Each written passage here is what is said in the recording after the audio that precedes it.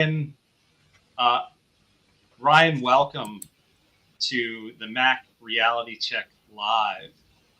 We like to call this the Friday afternoon roll call.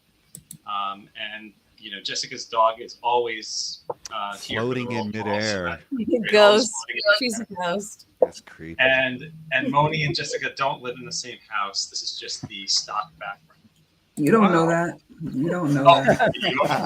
Which we all used to have, honestly. We all used to I have. know. I should figure that out. I'm gonna be honest with you guys. I thought that having the word council in your name would mean you'd all be wearing like robes, like a secret I society, know. like the You Star- should do that. That's so smart. Oh, The robes are hard to get now. Like the tariffs and robes, like a good robe, hard to get. Hard to get. Joanne's Fabrics got closed down too. They did. Yes, and we've talked about that. So, That would've Ryan, been- welcome to our secret society, the Marketing Accountability Council. You are here, and I am really excited to have you. The way that we came across each other was this guy from Autobound, Jason Howie, used your product. And he used it on me, and I'm like, what the hell is this? It was literally something that you're going to have to explain to everyone, because when I explained it to the Mac, it took me a few minutes to explain it, but once they got it, they were really excited about it. So I know that you, Ryan, don't necessarily want to talk about your product, Pitchfire. I will. But I like the idea of you introducing yourself, giving us a little history about who you are and how it got to the product, and then take us into what this product is and how it works, and then the crew will introduce ourselves as we go through. Okay, you guys ready? By the way, if people want to grill me today, I just want to recommend you use cooking spray because it'll stick to the grill. I was just about to say, Oh, some kind of a marinade or a dry rub. You're gonna fit in real good here, Ryan. We gotta be careful. We gotta be careful. We don't want to ruin the grill texture. You know how it is. You put something on the grill and it sticks. All right, guys. I'm gonna give you my back. You put the spray on your meat, not on the grill. Whoa. On the grill and Whoa. you put it on the meat? Are you serious? It's too early. Oh, wow. All right. Let's talk about it later. That's contentious. Okay, Ryan, pitch. Okay, guys. This year, there'll be 647 billion prospecting touches that are sent out to people in an attempt to get a meeting. And nobody in the world likes getting prospected. And you know what the secret is? The people that do prospecting don't like doing it either. They wake up in the morning and they look in the mirror and they want to have a good cry. They're probably crying in the shower a little bit too, if you think about it. I am trying to replace cold prospecting with a paid prospecting platform. And the whole concept behind it is that businesses can join Pitchfire, and they, instead of just getting calls and emails and LinkedIn messages and getting interrupted 1 billion times a year, by the way, average person gets prospected almost 800 times a year, you can join Pitchfire and answer prospecting and get paid for it. And what we do for people is we make businesses connect with buyers that they're trying to get in front of, and it costs literally, I don't know, 1/78 what it would cost to normally generate a meeting. And on the buyer side, we help people earn extra income when they get prospected by people. And if you're a company watching this and you don't have your employees on Pitchfire, you probably don't care about your employees. I'm challenging you. I'm telling you, you probably don't care about your employees. That's what Pitchfire is in a nutshell. We're trying to build paid prospecting and replace regular organic prospecting with paid prospecting. So Ryan, there's has to be a reason why you came up with this idea. What experiences in your past led you to this brilliant idea? Yeah, my origin story is very similar to Oliver Twist. I was in England in the 1800s. And no, seriously, I was a BDR many, many years ago when I first got out of school. I wanted to work in marketing. I graduated in 2008 when the financial crisis hit. And every person that had marketing jobs that lost their job took the entry-level job. So I had to go scoop and get involved in sales instead. And I cold called and cold emailed and did all kinds of crazy stuff. I used to send music videos to prospects. That got me kind of well known. I got published in a bunch of places doing that. And what happened was I liked prospecting. I approached it like a creative marketer with trying to get in front of people one account at a time. And blew up this company that I worked for called Dyn that eventually Oracle bought. What happened was in 2016, we used to do this state of prospecting when I worked at LeadIQ, where we'd ask people, what's your average reply rate? What's your average connect rate? The first year that we did the survey in 2016, the average reply rate on a cold email was 6%. In the last year we did it in 2021, it dropped down to 0.7%. In 2016, the average connect rate, when you call 100 people, you'd talk to 10 people. In 2021, that dropped down to 3. So I started to see this and say, we're all driving on the highway during rush hour for no reason, when we could all be driving on a new highway that doesn't have as many people on it. And everybody wins when you get prospected on Pitchfire versus normal prospecting. Yes. Go ahead. Hi, Jake Sanders. Wait, what? So here's the question. When I brought this and I said, here's this, and they were like, well, that's nothing new. People are giving away Amazon gift cards and stuff. And I was like, that's true. But what you just said really got me thinking. People are selling at higher volumes. They're going to now employ agents, AI, to do this. They're really hard on the SDRs, and the SDRs are hard on themselves. God bless them. Yep. But people are booking deals, making calls, not booking deals. They're making calls. They're knocking, and that's nothing. What's subsisting? Why? Because if I'm the CEO, I'm going to fire the marketer because we're not selling enough, and I'm going to hire more salespeople, and then I'm going to put more money into the sales process. What do you need? You have all my money, and you're telling me that a lot of this is wasted oxygen that does not need to be there. So why does it subsist? Why are people still thinking that sales is the thing that needs to get fixed for the marketing to work? I think the biggest reason is because people are afraid of change. And the other part is half the people that run companies today are people that worked in sales. Problem is most haven't done a cold call or a cold email in 20 years. So wouldn't you trust a fast selling? I mean, there is a really weird ethos around sales. I love the salespeople, but they're very into negotiation tactics, like Chris Voss, like, oh, I learned how to waterboard people in Iraq. And you're like, well, can I bring that to the boardroom? And you're like, yeah. Say less, because I want to hire a Navy SEAL sales professional over this gingerly little marketer who's like, you need to be creative and you need to tell a story that impacts humanity. And it's like, bro, this person just brought a bazooka of sales. It's a very military, do you think that there's something underneath that too? Like sales is action, marketing is just... You know what it's like today? Imagine that I am the world's best Major League Baseball hitter, and I hit a home run every time I'm at the plate getting pitched to. You know what the problem is with sales today? They're not even getting a chance to get into the stadium to play, and that's because sales and marketing and prospecting today is like yelling at a stadium. 20 years ago, you could write a cold email to somebody and you'd hear back from 30% of the people that you write to because, holy crap, someone's emailing me that's not just an internal email. That's all gone now. So what we're trying to do is the reason people don't respond to normal messaging anymore is because there's no compensation for them to do it. And if you get hit up with gift cards or cash offers or things like that to go into a meeting, that also doesn't work. Buying meetings is a waste of money. Can I just jump in here and say, I'm sorry, Ryan, stop. Because I figured it out. I can personalize every sales message I send. So bye, I'm saying their name in the message. So that's how I do it. People are like, I sense some sarcasm, Jake. Well, I'm just saying I can target them with laser precision, again, using military grade satellites. So I don't need to worry about all this. I can hyper target the people that are most likely to buy, and I don't need to buy things because I already know who the people are. What do you say to that? You could also send them a sequence of 7 emails as well. That always kills.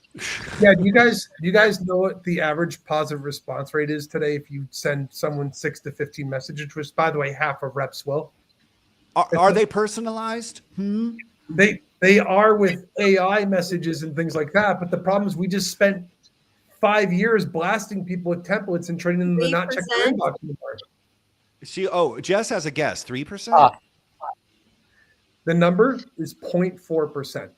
It Cool. takes Yeah, I was going to say 220 one, but yeah, okay, yeah, that makes sense. It Yeah. takes 220 steps for a rep to do, like touches, either a call or email, for one of those things to turn into a meeting. 220, and that data is from 2 years ago. It's probably even worse now because all these companies buy like these multiple inboxes and just send even more crap because they're able to do that. It's just opening. Okay, Mike. So,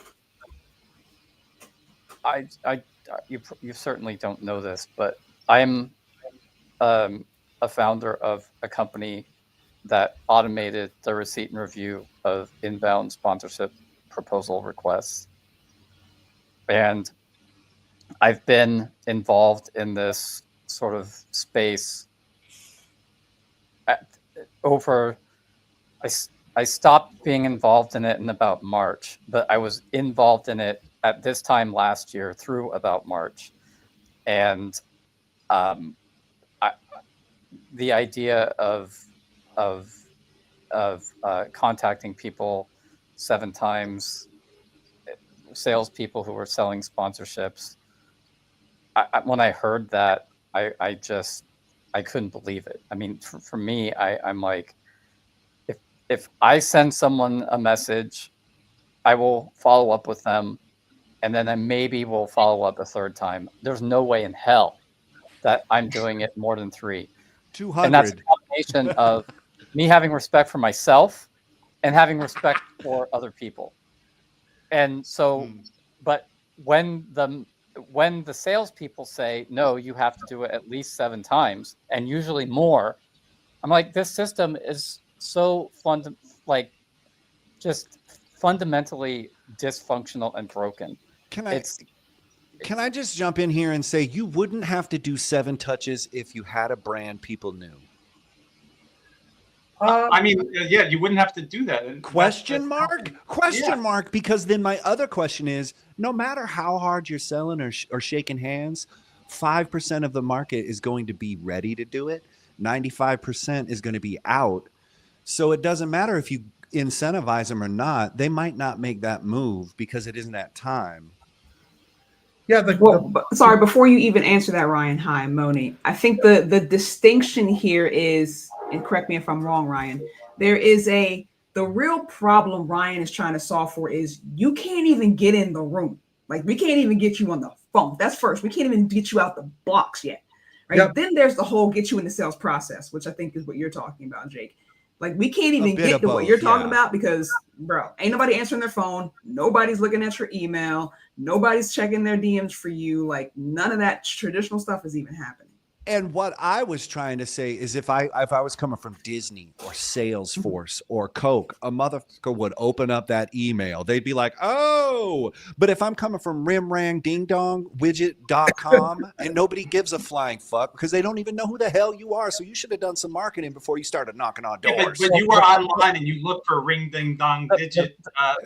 .com. Yeah, and then it tracked you and it knew that you were looking for it. So surely you should get an email back from it. The problem, right? But those are still two. There's still 2 separate, slightly things going on because Disney wasn't always Disney. So what happened before that took Disney to get to Disney? Do you know what I'm saying? Like, there was some of what Ryan's trying to say here. So it's like there's only going to be 2 market leaders. Let's be serious, and everybody else is going to try to nip at their heels. But there's still some process of like sales has to do its job. And if it can't get in front of people's faces, the heck are they supposed to do? And you're right. That was wrong. I shouldn't have said Disney or Coke. I said the D word and the C word. Okay, got it. So thank you for clearing that up. I'm not saying that they should have been, but those are recognized brands from people that are in market. So I'm just saying, if you had a recognized brand that was from people in market, they would see your email a little differently, maybe. But I think what he's saying is like, I'm getting 17,000 emails a day, can't cut through. Ryan, here's my question. If you had a service, why these people, along with choosing to get Pitchfire pitches that they incentivize, which is fantastic, they're also consistently getting hit up with cold emails. Do you reduce that for them in any way? Is there a way for us to reduce that? No, that's just funny you should ask. I really appreciate that, Jake. So we have plugins that we make for Chrome, Outlook, and Gmail that you install. And anytime someone writes an email to you, instead of you deleting that email, you send them to Pitchfire in one link. And we map it and send it out to a company account for them where they'll go and click in and they can go pitch you and set a bounty for what they want to offer you to answer that pitch. And then if they decide to pitch you, the good news is only 1 in 85 will actually pitch you. The other 84, because we reply back to that message with the plugin, it threads the email and kicks you out of their sales automation. So if you open an email and then send them the Pitchfire, they don't call you. They don't send you a LinkedIn message after, and they don't send you 7 or 8 other emails because it cancels all the follow-up tasks with the reply. So you have so I'm understanding this correctly. There's the end user and the B2B organization both have to. So as the end user, I have to have the plugin to even make this work. Yeah. So it's kind of like a flywheel. We have buyers that self-sign up. They join and say, I don't want to get cold outreached or bugged anymore. They install our plugins. The Chrome one's the best one because you can use it on LinkedIn also. But it overlays your inbox, tells you if something looks like it's a cold email or is a tracking pixel. You click a button, it kicks you out of their cadence or sequence. Once in a while, they'll pitch you. It takes like 1 or 2 minutes to answer a pitch.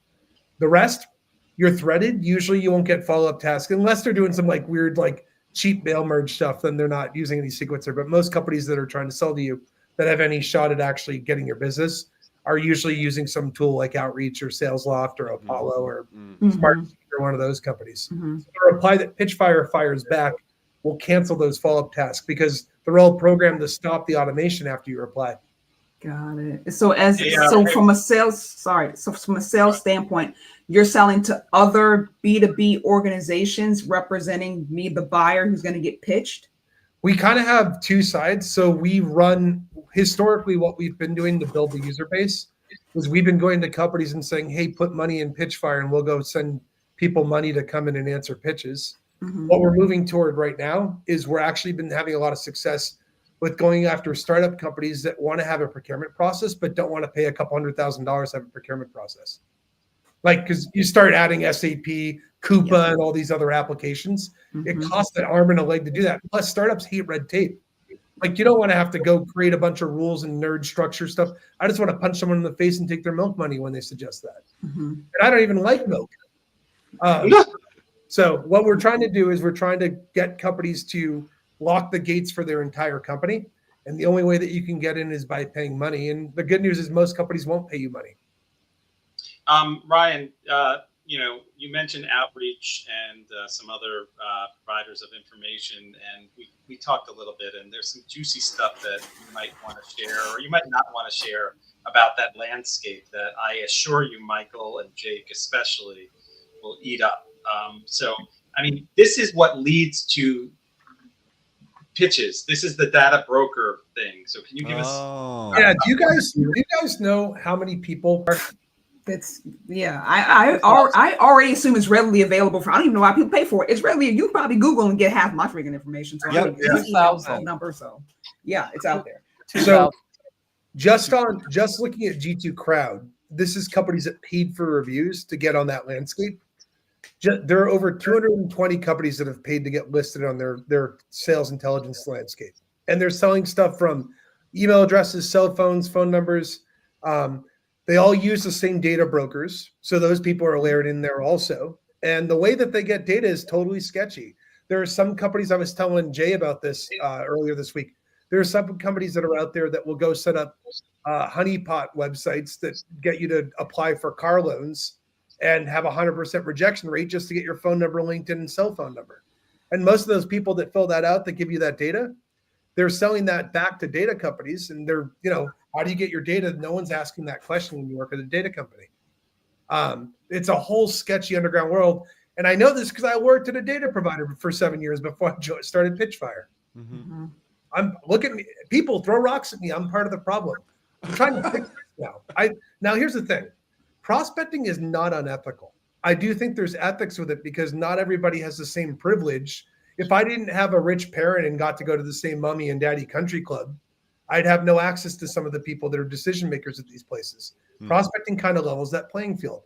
The issue is that the roads that we use to prospect today are ignored.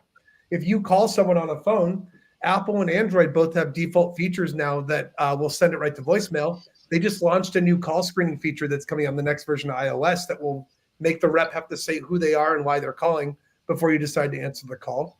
Your inbox providers have added a whole promotions tab into Gmail and Outlook, where if you send an email with any tracking pixel, anything that does click tracking or any of that stuff, it's going to automatically put it in another folder. If you're sharing an SMTP address with 8 other vendors that are doing prospecting, that's not even going to hit the inbox. The last part that's really troubling is during COVID, something happened. If you go back to 2016 and ask people, hey, how did you spend time during your day? How often were you in your email? The average person spent 3 hours and 11 minutes in their inbox. Do you know what the average time it is now? 38 minutes a day. So you're cold emailing people at a place they're not even hanging out in. And that's another huge problem here. Is there's just not a place for people. And text used to be like the foolproof way to get attention, but even that is now not as effective as it used to be. Yeah. So it's shifting from attention to intention, and I think that's what it is. Ryan, would you be, could we try and show the team what this looks like? You could hit the present. And, yeah, sure. Let's give it a go. Would you all like to see that? Yeah. Definitely. Ryan, what's your rev model? Like, are you taking a percentage of these transactions, or what's going on here? Yeah. So right now we are building. We still are pre-revenue, so we're jerks. We're trying to get adoption to be as high as possible. So this is a real cold email someone sent me. Up here, you can see that has a tracking pixel. I'm just going to hit send to Pitchfire. It's going to go construct and build out a response and send that person to my profile. This is what it looks like when they go there. I set this up. It's all free to use. You make a profile about how you like to get pitched, what vendors you like using. You can put your LinkedIn if they want more data. Anyway, you go here, hit pitch me, and they go write a pitch. They put in a credit card. We're only seeing the, not seeing the right. Oh, sorry, guys. Yep, good call, good catch. Sorry. Oh man, I got to redo my presentation now. My flow's ruined for all the people watching. Blew it. No. Bummer. Oh, hold on. Sit down. You're Sit down, understanding people. This is iterative. Yeah, so you go to a profile here that you want to send to the person. This is actually going to switch over to a chat interface in a couple of weeks. We can talk about that after if you guys want to know why. But anyway, hit continue. You send a pitch in, then they ask for a credit card. The reason we have you offer, we do it like Google AdWords. You bid to get to the top of the person's inbox in Pitchfire. So if you're an executive and you don't want to answer every pitch, you could just answer the people that are offering you the most money to answer. One you're in now. Once you get a pitch, it comes in like this with an offer. You can see it's sorted in your Pitchfire inbox. We send an alert to you to let you know they have a pitch waiting for you. And you can respond, and you have to tell them whether you're interested or not. If you're interested, we ask you to give them a little reason of why you're interested, and it books right on the sales rep's calendar. We ask the rep to connect their calendar when they submit their pitch. If they're not, you have to tell them why you're not interested. This takes less than 60 seconds to do. And you can see from my profile when I answer a pitch, you get paid. I've made $1,400 this year answering sales pitches. And I'm like, I'm a tiny startup. We have some users on our platform that have made over $3,000 this year just answering sales pitches. Yeah. And the other part is you get added into this marketplace after.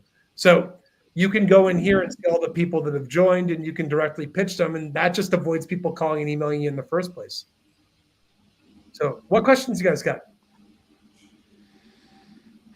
So let's just say I'm me. So I'm, I own my own business. I'm a one-woman shop right now. I get pitched all the time, obviously, as a business owner.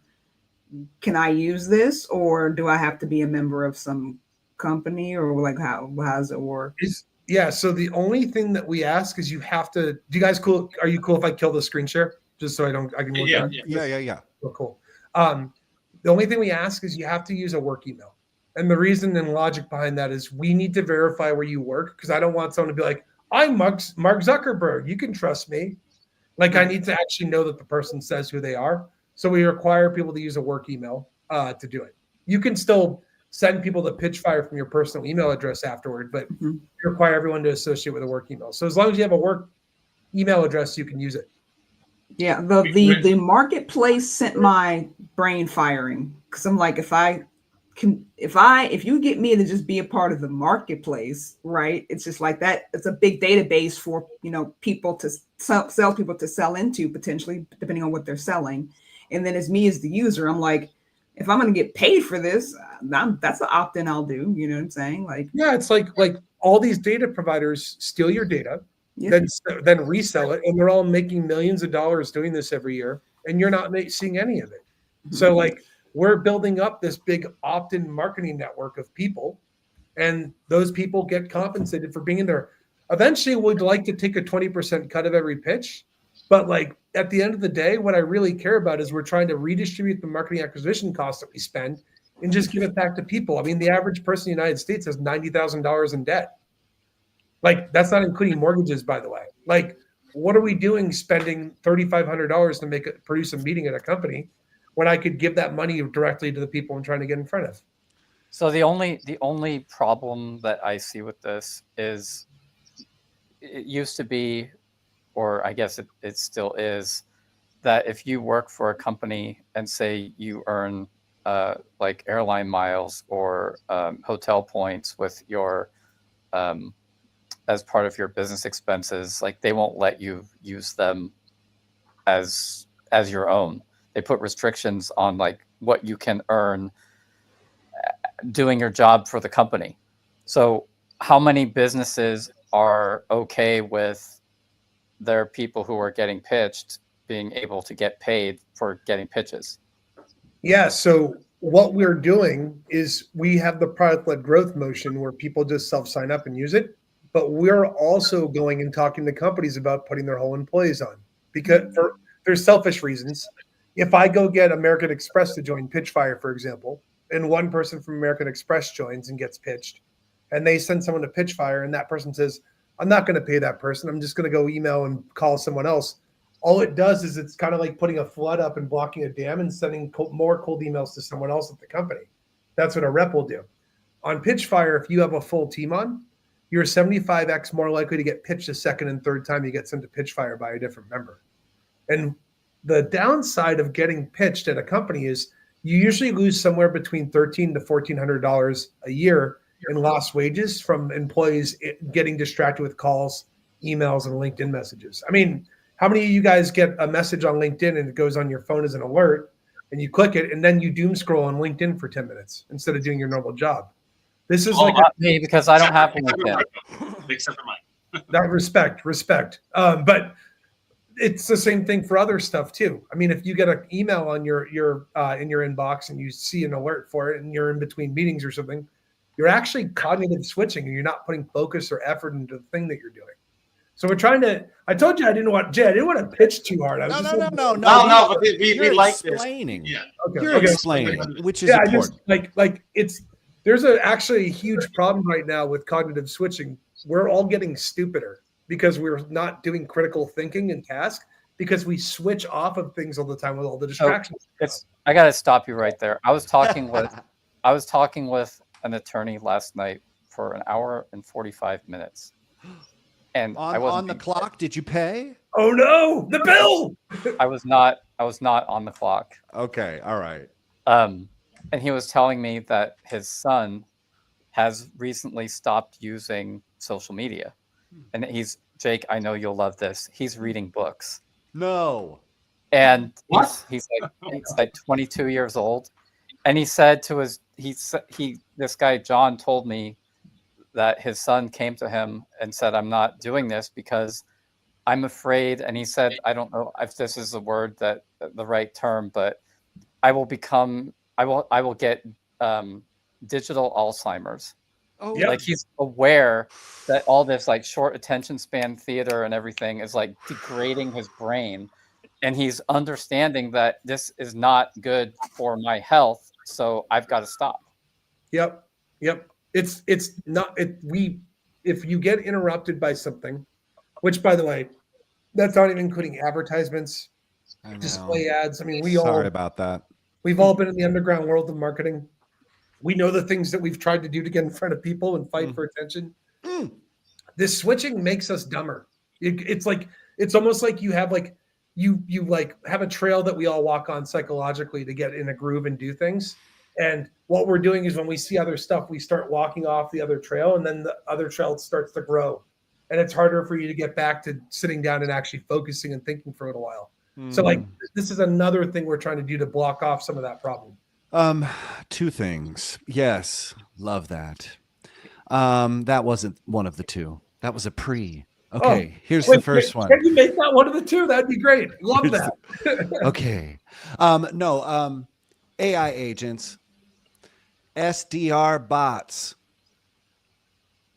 What if they sign up for Pitchfire? What if somebody's like, I'm willing to send my pitch bot into your Pitchfire? Yeah. Have you started thinking about like a robot future where like there's a completely automated layer where sales and pitches are happening away from people, one, and two? And this is, I'm not going to let you answer the first one because I'll forget the second one. The second one was when you pitched, you saw success by being something very distinct and unique and warming up the approach to cold by being creative. And what you're doing with Pitchfire is putting people more in cold. Is there a way that Pitchfire could extend to creating actual fire pitch? Like you're suggesting that these people are showing up with a good fucking pitch? Ha! Oh my God. Oh my God, I love you. But what happened in your personal life was that you came with your full ass and you saw higher conversion rates because you sold with your soul. And I think these people are not going to be taught how to sell with their soul. So what is the real conversion rate when a salesperson brings their full ass to it, or they just say, I'm going to make sure incentives are happening and people are happily paid? All right.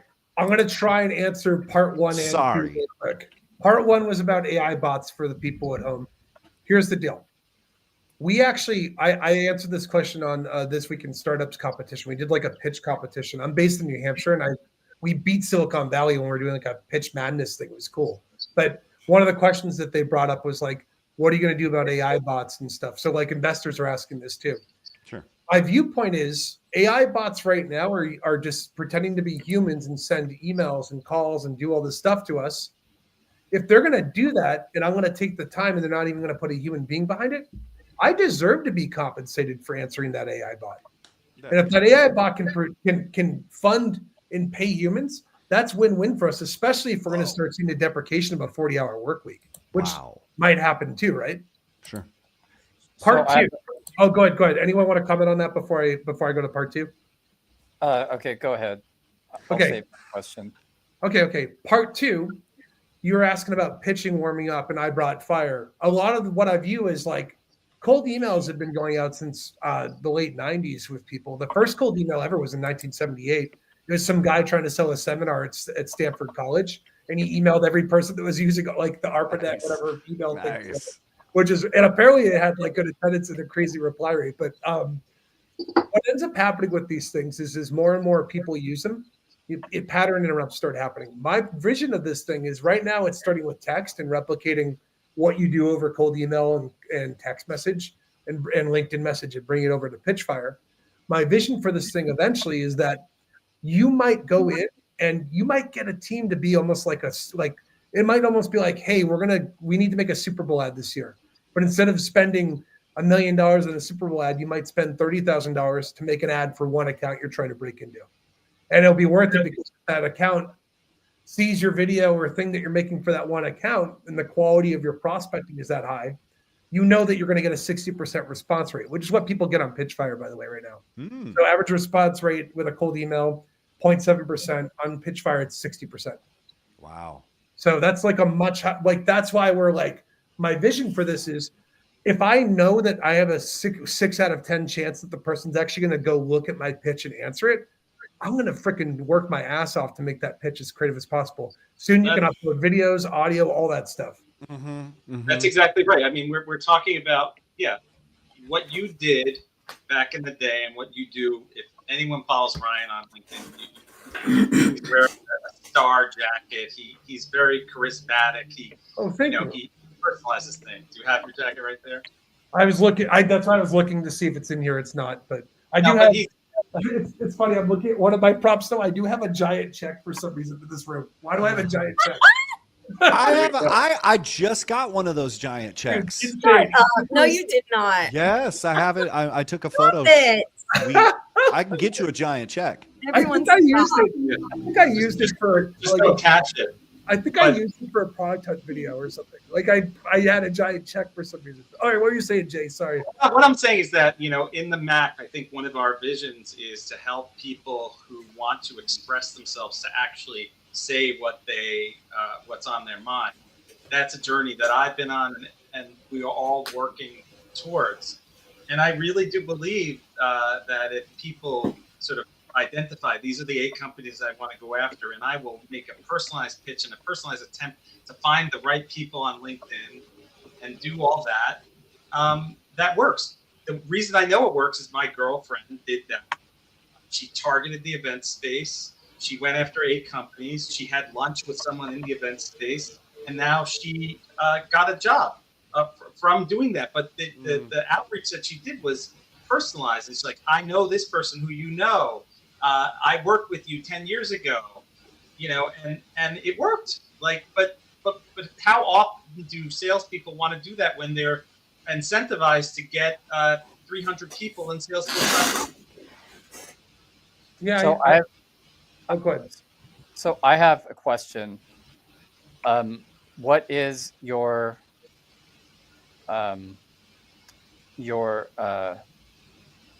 primary area of focus in terms of driving adoption? Who is the profile of the person that you think this will resonate with? And I understand that you're saying to individuals who are pitched constantly, and I have some people that I want to run this by, who are in the brand sponsorship world or brand marketing world, who get hit by sponsorship requests. It's crazy. And so you're looking to say to those people, I can get you paid for taking these solicitations unsolicited. But can you go to the salespeople and say, even though you might not want to hear from me right now, there's this Pitchfire thing that I think you should be using. And knowing that as more people get on it, they're ultimately going to benefit from the network effect of that happening. Is that an approach that you're taking or thought about? Yeah, it's funny. Right now, we've been really positioning as a marketplace where I have 2 sides, and I've obviously studied the Cold Start problem with Andrew Chen. I don't know if anyone's read that, but he talks about how to build an atomic network, and the concept behind it is it's better to get a concentration of one type of user over and over and over again. The classic example they use is credit cards, right? Credit cards, when they first launched from Bank of America, that first launched in Fresno, California, they mailed credit card machines to all the businesses that were in Fresno, California. And then they mailed credit cards to all the citizens that lived in Fresno, California, and said, hey, if you use this card at these restaurants, we'll send you a bill in 30 days later on, so you don't have to pay right now. And they did this in Fresno, and a bunch of people started using it. And then they branched out to San Diego. Then they branched out to LA. And before long, Bank of America is one of the largest banks in the United States because they were able to do these micro loan transactions and make a ton of money off of it. And now all these companies do stuff with credit cards. And they also go ahead. Sorry, focused on restaurants, which is even hyper targeted, right? Sorry. Yeah. No, great. No, I actually didn't know it was restaurants. That's cool. Diners Club. Oh, that's whoa. Yeah. I wish I had a green screen. I'd hit an explosion button on it. That's how it goes. I was always like, Diners Club, what is that? You see that in those movies in the 80s. You're like, oh, is this played out? I don't know what I'm getting, but we were getting touched. Yeah. So I'm trying to do the same thing right now. I'm going to be honest with you guys. The concentration hasn't been great. We were really trying to go after, at first, B2B go-to-market people that worked at companies, usually 200 to 1,000 employees. And we did okay. But the truth is, I actually really want to try and go after more smaller and mid-sized companies because there's less red tape. I don't want to deal with security review things with people. You and need like- you need to immerse yourself in the sponsorship sales industry. Yeah, maybe I don't. I'm not very familiar with that space, so it'd be cool. I mean, I am. as a sponsor, Ryan, I told you, he's in the square above you. He's from the Boston, New Hampshire area. This is your connection. Michael, what are we doing? We should be arm wrestling right now.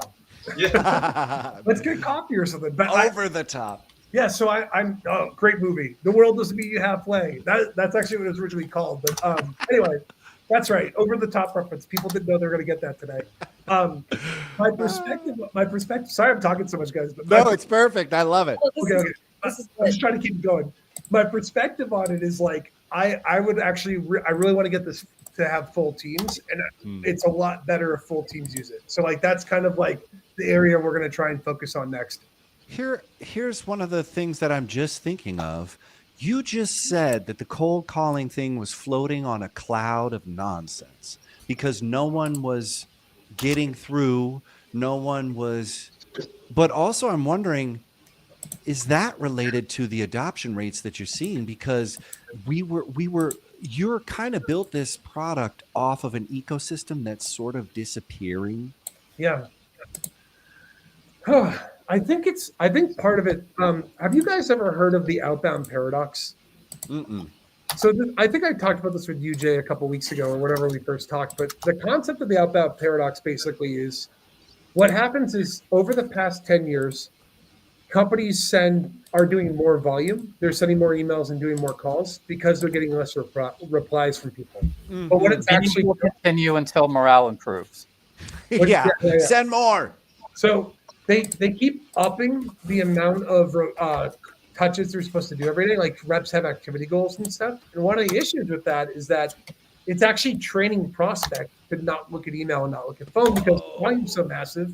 So what ends up happening is their reply rates go down even more. And eventually it's going to trend towards zero. We're going to get there at some point. It already has for me. I don't answer Well, the it. zero click renaissance is happening in marketing, and they're talking about people don't actually click anymore and you should be okay with it. And you're like, oh, people don't go to your they don't go to your site anymore and you should be cool. And you're like, actually, okay, we're feeling good about this. But yeah, zero. So Yeah.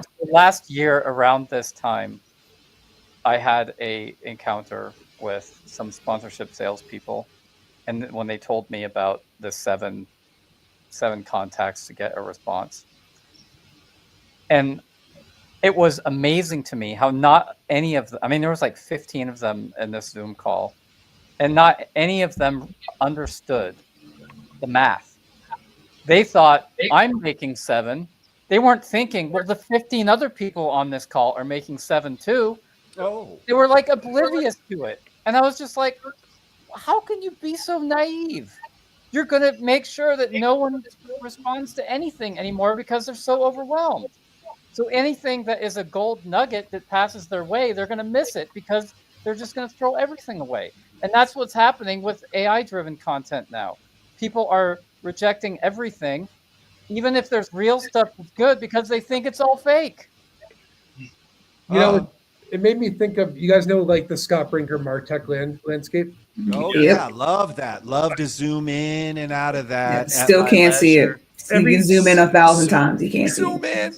Every person that's like good in marketing or something is like, oh, I gotta go find myself in there. They like go scroll in. But Good luck. The other problem with it that everyone seems to forget isn't that like, oh, there's so many companies that you can buy from, and there's so many companies. A lot of reps are like, oh, all these companies are people I could prospect. That's usually what like a sales or B2B company's thinking of when they see it. The thing you're forgetting is every single one of those companies has a sales team that's doing prospecting every day. Can I ask a question? When you've sold things, is it because you sold it or is it because they bought it? Because I think there could be differences here. Like because I just saw a stat that said 70% of your return on advertising spend has nothing to do with your ad. Has nothing to do with your ad. It has everything to do with the internal states of the people that were on the other side of it and said, oh, I'm actually cool. I want to buy that thing. Oh, I'm actually cool. I see that. Maybe that's a thing. But a lot of us are saying change the creative. We can scale how many emails we send. We can scale how many messages we send. We can scale how personalized it could be. We can send it to everybody. We can send 1,000 different messages to 1,000 different people. And you're like, it doesn't fucking matter, because they're not going to buy no matter what you do, no matter how much woo you pitch. If they're not ready for marriage, you're not going to Hollywood. And I messed up that metaphor. I think the thing you're kind of He messes up a metaphor in every call, by the way. It's a guaranteed. I was going to try and land it for you, but don't worry. Don't do that. Don't be my Sully. Listen. He'll land the plane at the nth hour. That's what he says every time. Just into New Jersey. Okay, keep going. If you're sullied, is that who's the bird? Well, is it me? The audience. Anyway, the audience is the bird strike. Keep flying. So one of the things that like I'm definitely kind of seeing that happens now is it's really about like, it's kind of like this is going to sound corny and go back to like B2C brands a little bit, but my viewpoint on marketing in general is like, it's really just about getting people to keep hearing about you so that they feel left out. And it sounds kind of dumb, but like the zero click movement's part of this too, kind of, but you want to get people to like keep seeing you over and over again. So that doesn't matter that your product, like, look, I'll give you a really good textbook example of this, right? Do you guys remember when Drift came out? Like half these tech companies were Intercom, and people switched to Drift even though it did the exact same thing. And like part of it was I'm in Boston, so like I'm north of Boston, so like I'm in the culture of watching like Drift blow up at that time and seeing a lot of people talk about it. But there was also a lot of people that just kind of felt like they were left out because all these people were doing cool things and feeling vibes with it. And honestly, it was all kind of marketing bullshit. But people did it. And it's because they kept staying top of mind. And then when that Intercom renewal came, they were like, maybe I should move over to Drift. And they had one feature that was different than Intercom, basically. I remember them. I haven't heard from them in a while. What happened to them? They're done? They got acquired by Vista Partners, which is a private equity firm. And then Vista Partners merged them with SalesLoft, a sales engagement platform that, Pitchfire helps combat. They had a really very CEO that spoke a lot, right? Was that the one with that Dave Gerhard guy? Yeah, he's doing the Exit 5 community now. But like to keep it back to Sly Stallone for Jake, who referenced it earlier. In a lot of ways, I feel like Drift was like the Clubber Lang of B2B. Like they came up, the Mr. T character in Rocky 3, he had a quick montage, came up, was the champion for a while because Rocky was retired, and then it was like we never heard from him again. Like, why isn't Clubber? Where's Mr. T in the Creed reboots when they did the reboots for Rocky? Oh my God, big question. Huge question. Oh, we're not ready for that. I have another question about value propositions on the buyer side. Yeah. I was researching a potential product development new product opportunity for another company, and it was in the sponsorship sales space, and it was basically a anonymous RFP system that would allow a buyer to indicate what it is that they're looking for, and then have obviously people who thought they could meet those requirements respond to them without knowing who they're responding to, so they could protect their identity. And what it seems to me like is you can tell people that they can get paid for getting pitched, but at the end of the day, they still have got a job and they still have things that they're trying to accomplish. And the only reason that this situation exists in the first place is because we have this tension between marketing and sales, where marketing gets the short shrift and all this emphasis is put on sales. And so like what Jake was saying about his bazooka were sales, it's true. And so no one has any information about who they should be contacting, because no one on the buy side is giving out any information about what it is they're interested in. So there's this massive disconnect of information sharing. And Jay and I were talking about this yesterday, about how we live in this world where we expect institutions to be able to figure everything out.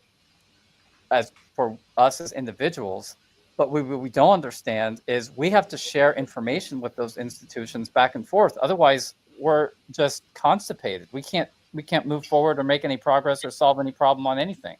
So would it have been something that you've thought of, and would it be something that you think would be beneficial to include, hey, put out what it is you are looking for, so when you get pitched things that you're not interested in, you can actually start priming the pump and sharing what it is you're actually interested in while protecting your identity, so that you can be pitched by people who actually have a solution for what you're looking for. Right, that's great. I'm doing an RFP on this. Let's get paid. So we're getting paid right now, aren't we? Who's I'm not paying you guys, right? Well, Damn it. Hold on, guys. I'm gonna give you a check. You got your check. Oh no! Upside down. He brought it back. I'm gonna future date it. I'm gonna future date it 10 years out. You guys can cash it then. I promise it's good. We're I sharing. got a couple credit cards Okay, here. Okay. So all right. Ryan, let me ask is that, you. so is that a yes? Is that a yes or a no? Was that, or Well, I don't know. Yeah, Jessica, I want to make sure we get to your question in a sec, so don't lose it. I've actually been thinking about this a lot with the, can I tell you how I've been thinking about it? You know how companies put job postings up? You put job postings up on LinkedIn or one of these places, and hundreds of people will apply, and you get rejected or accepted on those job postings, and there's no person that's responding. It's the company that responds. We have this whole culture of making someone go through a process like that. I've actually been thinking about this with vendors. Like, what if I'm looking to fill up, I need to do 14 events this year. I need to find conferences that have B2B startup executives at it.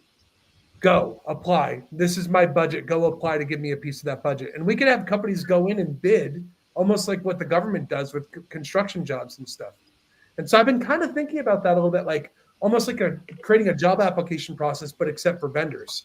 When you're looking for something. Fiverr exists. This is what That marketplace is your money, Ryan. I've been thinking about this whole call. Like, there's so many things you can do with that. Just got to get people. I got to get people in it. That's the hardest part. But how do you start to weed out the bullshit that's going to come? Like, if there's an opportunity to make marginal costs off of a big budget where you can just leak a little bit out here and there for a prospecting call. So where are all the people going to come that are trying to get that? Like, how do you, I see a lot of, so sorry to cut you off, Monique. I completely agree. And that's where I'm seeing the opportunity for gaming this system, right? Like anything, it can get swamped with, you know, let's say, if salespeople work off commission, then they'll, you know, take so many calls, and then they have that margin of between the prospecting cost and then the lead that they're, you know, collecting, and then startup founders taking meetings they don't plan on pursuing, like a timeshare vacation, or like reverse inbound marketing. So prospects will be like reaching out to sales teams saying, this is how, you know, I might want your product, but this is how much it's going to cost to pitch me. Let's share the revenue between us when I pitch you and pay you. Like, you know what I mean? Like, and that is a redistribution of money, which is cool. But at what point do, you know, leaders at companies say, no, we're not participating in this. We're not buying. Yeah, there are two ways that we're going to address this. The first is obviously that all right. So the thing that I just want to make sure hits home with everybody, you're paying for a response. You're not paying for a meeting. So like, people get paid the same to say no as they do yes. It's literally the same thing that would happen with outreach, except you're actually hearing back from every person that you prospect. So like that kind of gets rid of some of the, for example, when we actually first started as a company where you could go buy meetings. We did that for 2 years and it failed. And the reason is because a lot of people would they'd get paid $200 to go to a meeting. 5 minutes in, they know it's a bad fit. And the AE that's selling to them knows it's a bad fit, but no one wants to say it, so they keep going for another 25 minutes. It's the brand innovators model, Jay. Oh, wait, is that? I don't know what that is. What is that? Is that like a thing, like a joke? This is a thing. You know, you go to these conferences and you're hounded by a salesperson. Oh, okay. Yeah, so like you end up paying money for someone to go to a meeting, What's even worse is we did a study where we broke down our users. We only have a couple thousand, but it was enough to get 30 is a good sample size for this. We actually surveyed out our Gen Z people. The Gen Z people, some of them went on to do second and third calls because they didn't want to confront the rep to tell them they weren't interested. Avoiding hard conversations. Yep. Yeah. Yep. So This we is what we talked about with the Nathan Fielder example, right? Oh yeah. If you've watched the rehearsal, like pilots are not confrontational with their partners and stuff. I'm gonna have to leave in a minute. We could do after. Let's land the plane. Land the plane. Okay. All right. We got to land the plane. How do you guys usually do this? Am I landing it or are you guys landing it? You gotta land the plane. Okay. Listen, everyone at home. For years, there were ride sharing companies that were out there. There were like 4 other ride sharing companies that were around before Uber got traction. It took Uber 4 years to break 1,000 users. The reason that things took off is because everyone finally said, you know what? It's time. It's time for us to stop taking cold calls and cold emails. It's time for us to stop spending trillions of dollars on B2B market acquisition costs. Let's get that money back to people. Let's have fun. Let's live life. Let's all buy sunglasses. 4 more years. 4 more years. Drop the mic. Let's hope Thank they you. are profitable before Uber. I mean, they became profitable in 2023. And so. you have to diddle. Don't you have to diddle some of the employees too? If you're doing the full Uber play, you have to like diddle people or What does like that What does that mean? mean? Does that have Guys, anything to do with that Sort of city? sexually harassing people. What did that Travis Kalanick do? Didn't he like kind of like wasn't he pausy? Didn't he like talk shit to people? Are we recording? railed it. We landed the plane. We landed the plane. It's fine. Get off the plane.